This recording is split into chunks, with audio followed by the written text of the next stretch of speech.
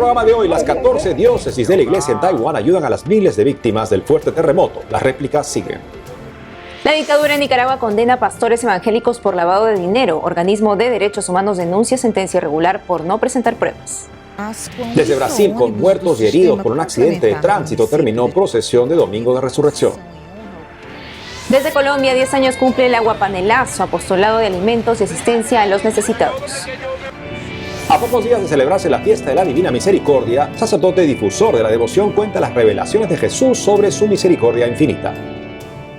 Natalie, jueves de Pascua y la alegría no se acaba. La alegría no termina, Eddie, y la alegría también de estar con nuestros televidentes desde nuestros estudios en Lima, Perú. Gracias por acompañarnos en EWTN Noticias. Soy Eddie Rodríguez Morel. Bienvenidos, yo soy Natalie Paredes. Empezamos las noticias desde Taiwán, donde hasta el cierre de este noticiero se siguen sintiendo las réplicas del fuerte terremoto que azotó el país la madrugada del miércoles. La iglesia en reacción inmediata coopera con la atención a las miles de víctimas. Le contamos lo último. Cristo, nuestra Pascua ha sido inmolado.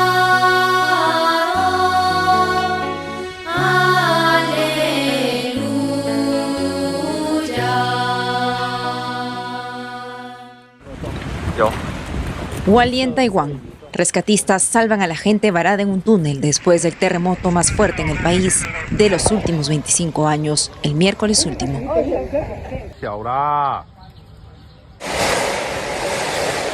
Varios edificios cayeron, sus habitantes quedaron atrapados. Los rescatistas luchan por sacar los cuerpos.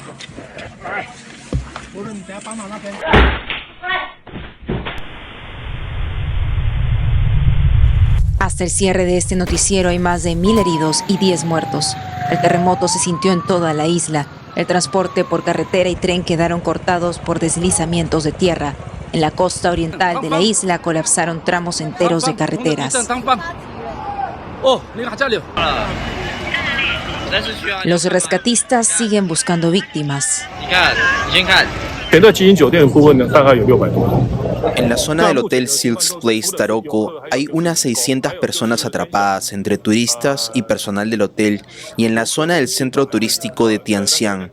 Como están a salvo y no hay escasez de agua y alimentos, el siguiente paso es esperar hasta que se abra la carretera. La carretera está en proceso de reapertura.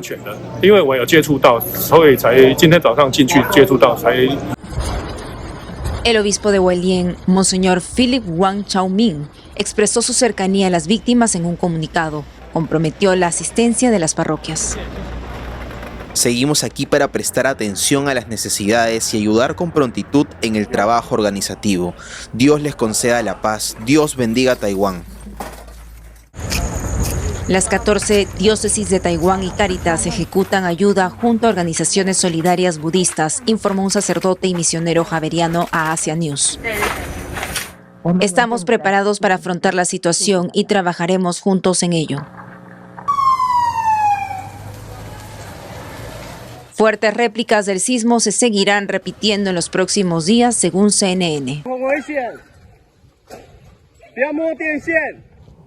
En Nicaragua, 11 pastores evangélicos fueron condenados por lavado de dinero hace unos días. Luego de un juicio a puertas cerradas, se dictaminaron penas de entre 12 y 15 años de cárcel, más una multa de $80 millones por persona. Los pastores están vinculados a la organización estadounidense Misión Puerta de la Montaña. Fueron detenidos hace 2 meses y mantenidos incomunicados sin contacto con abogados ni familiares. Al respecto, Alliance Defending Freedom International, Organización Mundial de Derechos Humanos, denunció que se trata de una sentencia irregular, porque las autoridades de Managua no pudieron presentar ninguna prueba. Ante ello, Alliance Defending Freedom exigió que se garantice el respeto a los presos durante su estancia en la cárcel. En Brasil, feligreses mueren en plena celebración de Semana Santa. Sobre esto y más informa nuestra corresponsal Natalia Queiroz. 5 personas murieron y 27 quedaron heridas cuando un minibús atropelló a los fieles que participaban en una procesión de Domingo de Resurrección. Fue en el municipio de Jaboatão de Guararapes, en la región metropolitana de Recife, estado de Pernambuco. El conductor del minibús perdió el control en una cuesta y arrolló a los fieles que participaban en la caminata Cristo Vive, organizada por la parroquia Nuestra Señora del Perpetuo Socorro. En la noche del domingo de Pascua, la Arquidiócesis de Olinda Recife expresó su solidaridad con las víctimas. Además, informou que o párroco ofereceu os sacramentos a los heridos e que se está brindando o apoio necessário. El lunes del Ángel, a campo abierto em um colégio, se realizou a missa de exéquias, presidida por el arzobispo de Olinda, Recife, Monsenhor Paulo Jackson. Transformar el duelo en victoria de la vida sobre la muerte. Esta es la afirmación fundamental de la Pascua. El sepulcro está vacío, las telas de lino yacen en el suelo, la sábana santa se guarda en un lugar aparte y Jesús está vivo, ha resucitado. Esa es nuestra fe. Los hermanos y hermanas que murieron, que eran miembros de la comunidad, comprometidos en la pastoral, en los grupos y movimientos, están, y así lo creemos, en el abrazo definitivo del Dios de la vida. Numerosos familiares participaram em la Santa Missa. Entre outras notícias, uma réplica da Sábana Santa foi entronizada el miércoles santo en el Santuário de la Sagrada Familia em Goiânia. Esta é a réplica. Procede de Turim, Itália, donde se conserva a Sábana Santa original. Está expuesta para a veneração las 24 horas del día, los 7 días de la semana. La sábana santa é a tela de lino que se cree que cobriu a Jesús tras su sepultamento. Se conserva em uma capilla especialmente construída para albergarla em la Catedral de Turim. El arzobispo de Goiânia, Monsenhor João Justino, participou da cerimônia de entronização e bendição, junto ao rector del santuário, Padre Rodrigo de Castro. Deste santo sudário, Esta sábana santa, colocada para la veneración pública de los fieles, debe recordarnos en primer lugar que Cristo es la imagen visible del Dios invisible, el Hijo eterno de Dios, que vino en el seno de la Virgen. Él es el signo y el sacramento de Dios Padre. Él dijo, el que me ve a mí, ve al Padre. que veio ao seio da Virgem. Também foi entronizada uma imagem de Jesus em tamanho real. A imagem está basada em la Santa Sábana. En ella, Jesús en Nazaret tiene casi 1,80 m de altura, cerca de 80 kilos. El santuário funciona las 24 horas del día y los 7 días de la semana. En Petrópolis, Natalia Queiroz, EWTN Noticias. En Francia, un sacerdote enfrentará medidas legales impuestas por el gobierno luego de decir en un video que las relaciones homosexuales son un pecado y por haber llamado debilidad a la homosexualidad. Activistas LGTB plantearon un pedido para que la fiscalía investigue al padre Mathieu Raffray por delito de odio. El sacerdote del Instituto del Buen Pastor tiene un creciente apostolado en Internet y redes sociales, dirigido en especial a los jóvenes. En reciente entrevista al medio francés católico Familia Cristiana, el presbítero explicó que el video del pasado 15 de marzo trataba sobre las tentaciones en general. Sostuvo que no es homófobo y explicó que lo que está en juego no es él, sino la libertad de ser cristiano hoy. Nos vamos a Colombia, en donde un apostolado de alimentos y asistencia a los necesitados no solo mantiene su vigencia frente a los obstáculos, sino que cada vez más extiende el bien a diferentes partes del país. Sobre esto y más informa nuestra corresponsal Lida Lozada.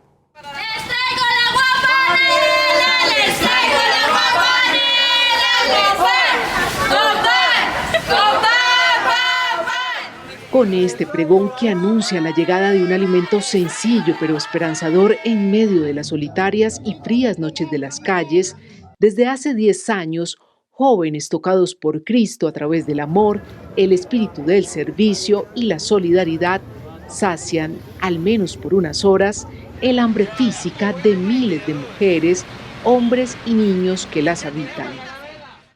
Aguapanelazo, expresión que abrevia las palabras agua, en este caso con panela, alimento típico en Colombia extraído de la caña de azúcar, pan y lazo, que se traduce en unión, es el nombre de la iniciativa desde la cual en 10 ciudades de Colombia y en Buenos Aires, Argentina, los misioneros de la Consolata animan a combatir la cultura del descarte y a vivir la iglesia en salida, tal y como invitado el Papa Francisco.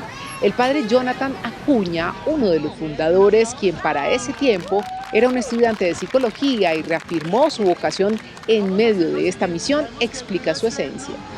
Es bastante alto y a veces la voz no da, pero cada persona en situación de calle es un rostro, es un nombre, es una historia. En ellos descubrimos la persona de Jesús, que habita en los centros de nuestras ciudades. El Aguapanelazo es una iniciativa que lideran jóvenes católicos y no católicos, que salen de las de sus propias casas, de sí mismos, para reconocer en el partir el pan a Jesús que se nos revela, resucitado, que busca dignidad para aquellos que la han perdido y que nos recuerda que es necesario vivir la compasión y la misericordia y hacer acciones concretas de consolación para salvar el mundo, para salvar a aquellos que para la sociedad no son tenidos en cuenta, para salvar a aquellos que necesitan de la presencia de alguien que les dé la mano y que les diga: aquí estoy para caminar contigo, para levantarte, para ayudarte y para hacerte sentir hijo de Dios y recordarte que eres persona. El aguapanelazo para los pobres nació en las afueras de la Catedral de Ibagué. Allí, un pequeño grupo de jóvenes recorría el centro de la ciudad buscando a las personas que habitan las calles para compartir algo de alimento, saludarlos y hacerles sentir tan humanos como hermanos. Ustedes se preguntarán en muchas ocasiones, bueno, ¿y el aguapanelazo lleva aguapanela y pan? Pero eso no le quita el hambre al habitante de calle y ni le cambia tampoco la realidad del habitante de calle. Pero eso es lo que nosotros no estamos buscando.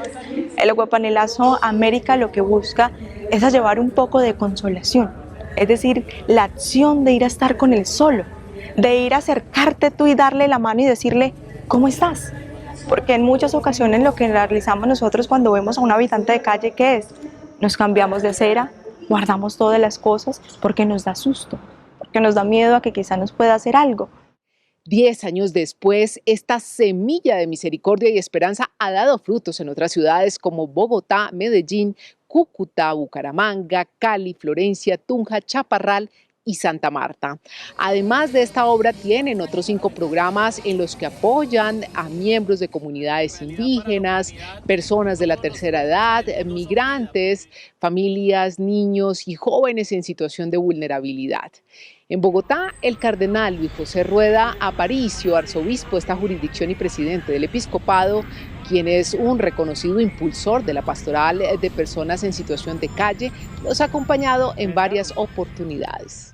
Y a propósito de Bogotá, el Papa Francisco nombró nuevo obispo auxiliar para esta arquidiócesis. Se trata de Monseñor Alejandro Díaz García, capellán de su santidad desde 2016, quien se venía desempeñando como vicario episcopal. Fue oficial del Pontificio Consejo para la Promoción de la Nueva Evangelización entre los años 2012 y 2019 y ahora será apoyo directo para el cardenal Rueda tras la pronta partida que realizará hacia el Vaticano Monseñor Luis Manuel Alí, obispo auxiliar de esta iglesia primada, quien fue recientemente designado como secretario de la Comisión Pontificia para la Protección de Menores.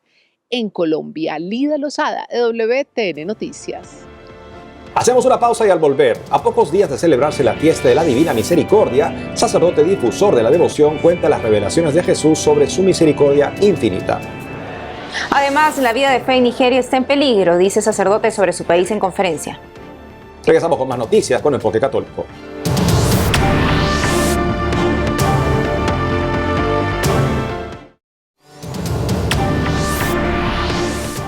En Nigeria los ataques contra la vida y la libertad religiosa son terribles y por eso hay que darlos a conocer para alentar la fe en otros países que a pesar de estar en mejores condiciones viven en aridez e indiferencia. Así se dirigió el padre Patrick Akpaibo a los asistentes del último certamen de la Noche de los Testigos en Madrid en marzo, organizado por la Fundación Pontificia Ayuda a la Iglesia Necesitada. Según esta entidad, las causas principales de la persecución en Nigeria son el gobierno autoritario y el extremismo islamista. Escuchemos parte del testimonio del padre Patrick Akpaibo sobre cómo la pasan los practicantes de la fe en su país. Ahora no hay parte de Nigeria donde la vida de fe no esté en peligro. De sur, norte, este y oeste. Los que van a la iglesia, como sentamos ahora en Nigeria, no saben si volverán con seguridad. Los que están en las iglesias no saben si saldrán de ellas sanos y salvos. Nuestras escuelas y seminarios cristianos no se salven. El día del 7 de marzo, este año 2024, los estudiantes de 280 fueron secuestrados con sus profesores. ¿Qué es el futuro de esos chicos que fueron a la escuela para aprender, para ser en futuro persona grande, digna y hermoso? Las iglesias cristianas no tienen policía, ni armas, ni milicias para luchar contra la inseguridad. Este domingo celebramos la fiesta de la Divina Misericordia. La devoción surge por un mandato de Jesús a la monja polaca Faustina Kowalska. El Señor le reveló una serie de fundamentos para que los católicos sigamos este especial culto. El padre José Jesús del Inmaculado Corazón, director de la Tercera Orden de Frisidín y fundador de Mater Fátima, nos detalla los puntos que debemos conocer transmitidos en las revelaciones. Veamos. Celebrar la Divina Misericordia. Donde el Señor nos invita a celebrarla el segundo domingo después de Pascua. Imagínense, está unida la victoria de Cristo sobre la muerte, el pecado, Satanás, etc. Y quiere unir esa victoria derramando su amor misericordioso a la humanidad, donde Él promete que todas las personas que vivan con las condiciones que pide el Señor a Sor Faustina Kowalska en esta revelación, puede alcanzar el perdón de todas sus culpas y de todas sus penas de sus pecados. Por lo tanto, esa persona, después de esa fiesta, si se vive intensamente y bien, quedará totalmente preparada para ir directamente al cielo. Venerar la imagen y rezar la coronilla. Y también le revela que los que miren esa imagen recibirán gracias durante toda la vida para poder mantenerse en ese estado de gracia y en esa unión con Cristo. También nos pide que recemos la coronilla de la Divina Misericordia. Tiene varias aplicaciones, pero quiero mencionar dos que el Señor le dice a Sor Faustina Kowalska. La primera, pues que la rece con el deseo de acompañar a los moribundos, porque rezando esa coronilla por los moribundos, esa persona recibirá la misericordia y no se condenará cuando sea llamado por Dios. Y también le decía, hasta que no reconozcan mi misericordia, hablando al mundo entero, le decía el Señor a Sor Faustina Kowalska, dice, no habrá paz. Para tener paz en el mundo tenemos que reconocer, vivir, impetrar la misericordia divina. Hacer hora de reparación. Para el Señor le decía, a las 3 de la tarde, únete, aunque sea un momentito, de preferencia en el Santísimo, una hora de adoración. Dice, pero si no tienes posibilidad y tiempo, al menos únete un poquito conmigo y en esa hora de reparación. ¿Por qué? Porque en esas horas yo estaba entregando mi vida, mi alma al Dios Padre, consumando mi sacrificio redentor en la cruz, en el Calvario. Entonces, unidos a Él, pues imagínense la fuerza que tiene para nuestra conversión, salvación y para impetrar misericordia para el mundo entero. Propagar la devoción. Estamos invitados a hablar al mundo de la misericordia, un mundo que tiene miedo, un mundo que confía solo en lo material, en lo temporal, etc. Y por lo tanto su corazón se ve frustrado, traumado, estresado, ansioso, deprimido, etc. La misericordia de Dios vuelve a dar fuerza a ese corazón del hombre, del mundo de hoy, para poder salir de sus angustias, de sus límites y entrar al espacio del amor de Dios. Y por lo tanto, para Dios no hay nada imposible. Podemos amar, podemos salvarnos, podemos convertirnos, podemos cambiar la historia, etc.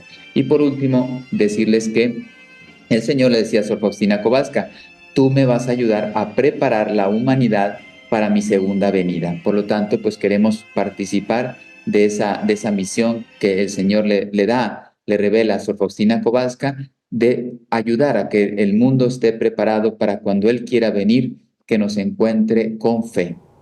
Una mujer protestante que rezaba el rosario mientras luchaba contra un cáncer terminal se convirtió al catolicismo en el domingo de Pascua. Sucedió en Canadá. Se trata de Tammy Peterson, esposa del psicólogo y escritor canadiense Jordan Peterson, conocido por sus conferencias bíblicas sobre el Génesis y el Éxodo en particular, que a menudo atraen tanto a oyentes cristianos como seculares. En una entrevista para EWTN hace un mes, Tammy relató la fuerza del rosario y por qué la alentó a dejar el protestantismo para ser católica. Escuchemos un fragmento de su entrevista. They did the surgery, it went very well. And then I started.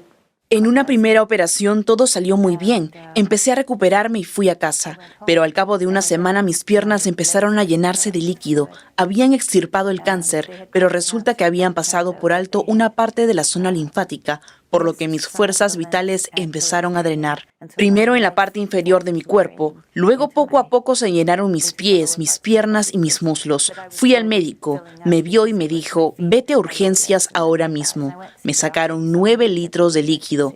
Nunca habían sacado tanto líquido, pero igual yo no mejoraba, me estaba consumiendo.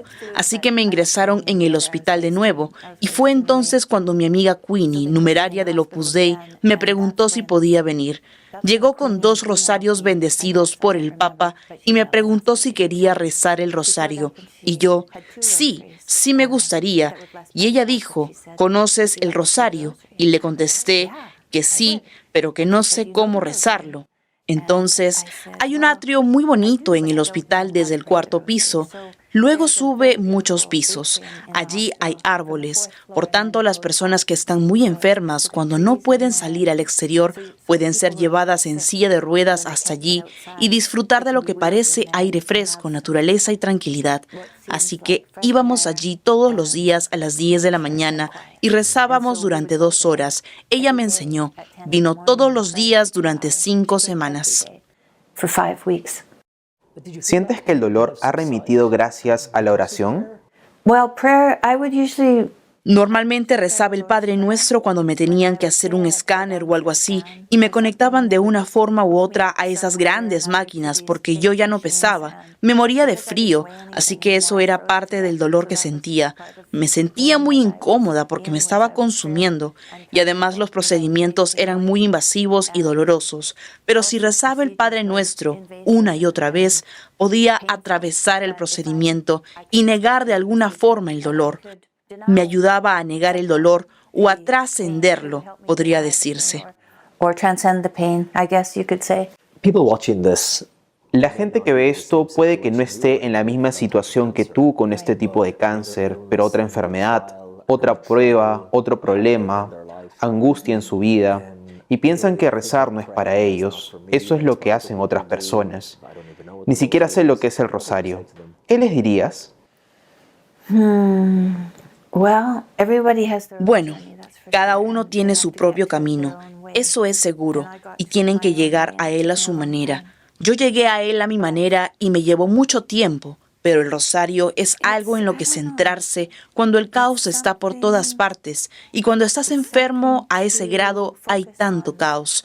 Pero con el rosario te sientes sin límites. El rosario puede llevarte a un lugar en el que puedes centrarte durante todo el día, o incluso durante 1 hora, o incluso durante 1 minuto. Puedes centrarte por un momento de un modo profundo que no habrías podido alcanzar y convertirlo en un hábito, ¿sabes? Eso es lo que pasa con el rosario, es una práctica, así que no siempre es algo monumental que pasa todos los días, pero todos los días lo vas a sacar y lo vas a rezar, pero un día lo vas a necesitar y porque lo has estado practicando.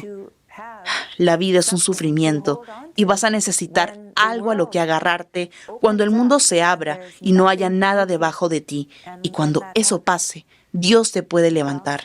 God can bring you back up again. ¿Rezas el rosario todos los días? Yes.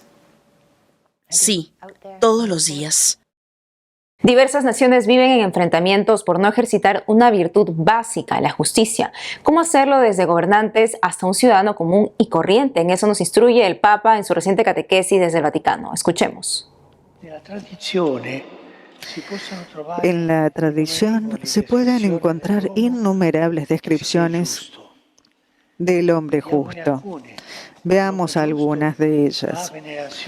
La persona justa tiene veneración por las leyes y las respeta, sabiendo que son una barrera que protege a los indefensos de la arrogancia de los poderosos.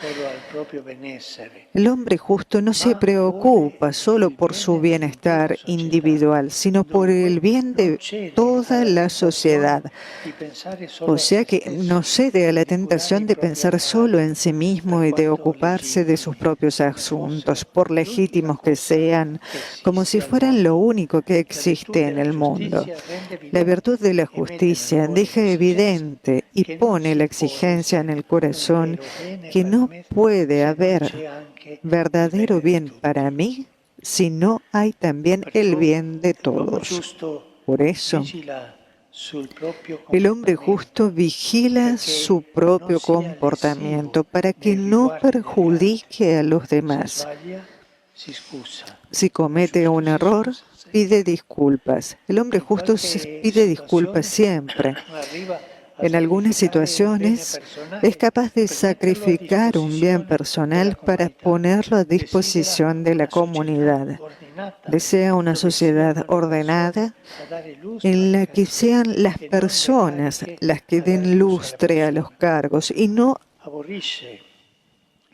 lo contrario. Aborrece las recomendaciones y no comercia con favores. Ama la responsabilidad y es ejemplar viviendo y promoviendo la legalidad. Y eso es todo por hoy, amigos. Gracias por haber estado con nosotros. No olviden seguirnos en nuestras redes sociales y en ewtnnoticias.com. Hasta mañana.